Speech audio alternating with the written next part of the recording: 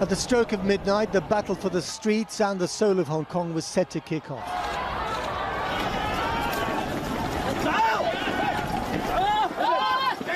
Umbrellas versus police batons, shields and tear gas. The joust of democracy versus autocracy. Hong Kong has become the iconic battlefield. 30 years after Tiananmen Square, these were images that Hong Kong never thought it would have to witness itself. The whole day had been such an affront to the face of the government here and the government in Beijing. The police moved in, thousands of them, locking horns with an equal number of protesters. Prosperity and stability of Hong Kong.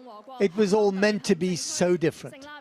Today, the territory's stern-faced chief executive, Carrie Lam, cracking a rare smile and sipping bubbly. To celebrate 22 years since Britain handed Hong Kong back to the People's Republic of China.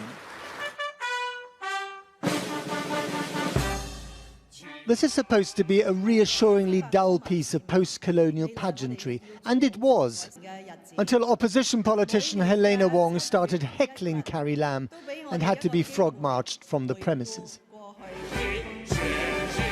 And so to the storm that started brewing from the morning. The flypast of the two flags of China and Hong Kong greeted like never before with a phalanx of middle fingers. An interlude from the drama to come.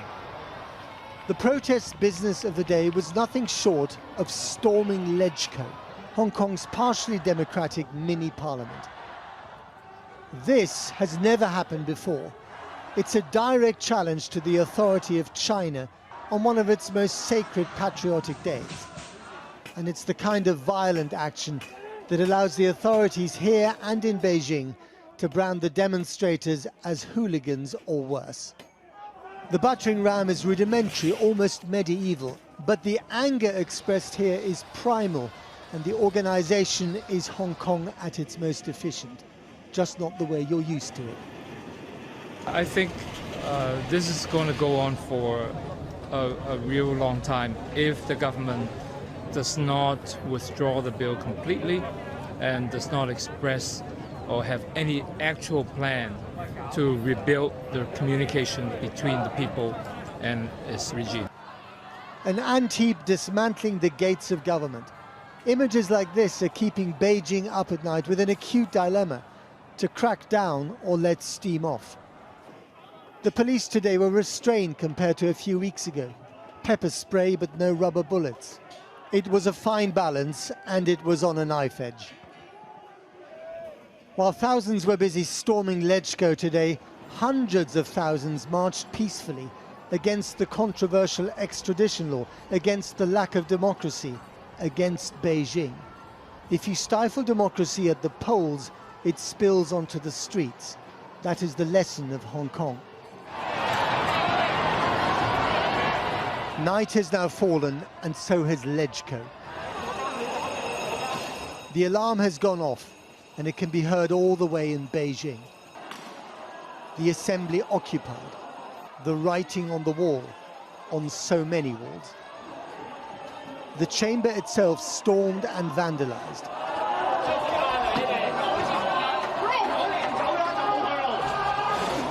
Graffiti on the tables of pro-Beijing legislators. The emblem of Hong Kong defouled. In the mayhem, a glimpse of the Union Jack, not because of colonial nostalgia, but because they want London to speak up more for the democracy it pledged by treaty to support. There is no evidence that any of this has been stirred up by outsiders, but Beijing today put the world on notice and singled out Britain. Hong Kong affairs are purely China's internal affairs. No foreign country has the right to intervene. Britain has been arbitrarily interfering with Hong Kong affairs repeatedly. We have expressed strong dissatisfaction and resolute opposition to that. We advise the British side to stop interfering in Hong Kong affairs in any way. The other response today came in the form of a training video on Chinese state television of the People's Liberation Army on manoeuvres in Hong Kong. A glimpse of the future or a not so subtle deterrent. After today, who can be so sure? In the last hour, Legco has been cleared. The police have asserted their control. But the long-running battle for democracy here is far from over. Hong Kong means fragrant harbour in Cantonese. Tonight, this place was pungent with foreboding. Matt Fry reporting. Well, now, just before we came on air, I spoke to the pro-democracy legislator Claudia Mo. I began by asking her if she thought this was the last chance to protect Hong Kong from what goes on in mainland China. This fight against this China extradition bill has been seen by many as our last chance.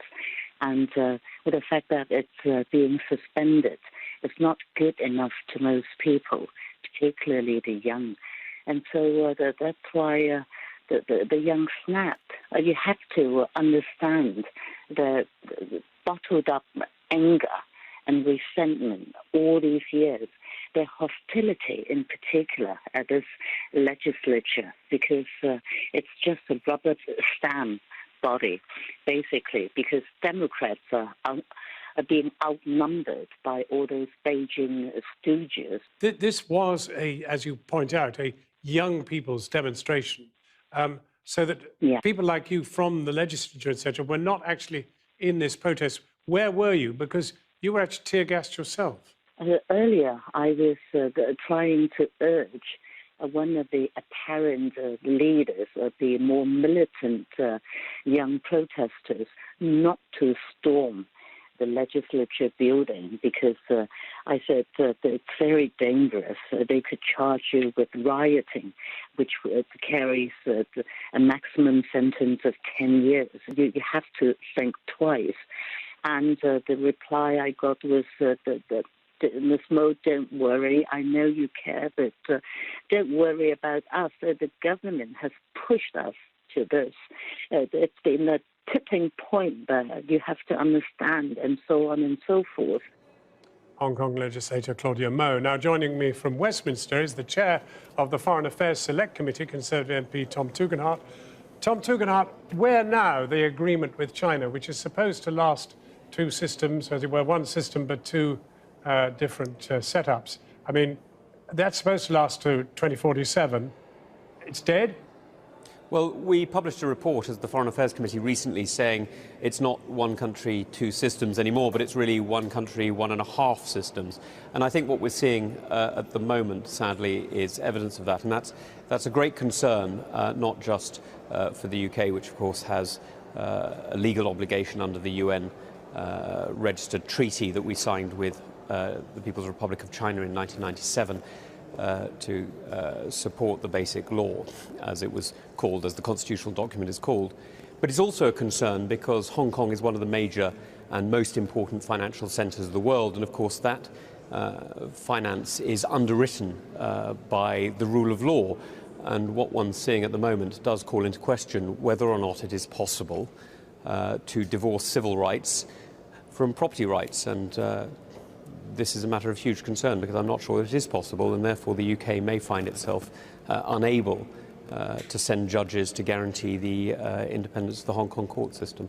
And doesn't it go even wider than that? I mean, isn't Britain, let's be candid, completely powerless to do anything about this? Well, I think that's, in physical terms, if you like, that's absolutely right. In moral terms, I think that we, the common law jurisdictions which do send judges to the Court of Final Appeal in Hong Kong, so that's the UK, Canada, Australia and New Zealand, will have to look very carefully at the decision that is being taken to continue to send judges if the laws that they are being asked to interpret or to apply are not those that would be consistent with the common law jurisdiction. But isn't this a kind of marker for humanity to recognise that perhaps the great future is in fact state-run capitalism and that the freedom of the individual is at stake? Well, President Xi is experimenting, as many before him have, with a branch of Leninism that has failed consistently around the world, and the very fact that he's decided to abandon term limits for the presidency and gone to an eternal presidency does call into question whether or not he truly believes that the transition of power within a Chinese system is possible through peaceful manner, which does call into question the stability of the Chinese regime itself. Now, I know that's not an original idea, and it's certainly not a new idea, and people have been speaking about it for many, many years now. But it does, when one's looking at the incidents that one sees in Hong Kong today, call really into question whether or not free markets are possible in modern China. How worried should we be about, or should Britain be, about what happens next in Hong Kong? Well, I'm not sure it's just Britain. I think the whole world should be very concerned about this, because the fundamental underpinning of peace and the prosperity of the last 70 years has been the application of law to international trade, and one of the applications has been through finance that has been cleared in places like Hong Kong and Singapore and so on around the world. And if that is being undermined, then that's a matter of great concern. Now, of course, we've got to wait and see. China does have a right, of course, to make sure that its borders are secure and that it has the influence that it didn't have, certainly in the earlier parts of the last 7 decades. But seeking to strong-arm Hong Kong is clearly not working, and it may be a moment for pause rather than for ramping up any pressure on the LegCo or indeed on the people of Hong Kong. So perhaps LegCo should think about its decisions.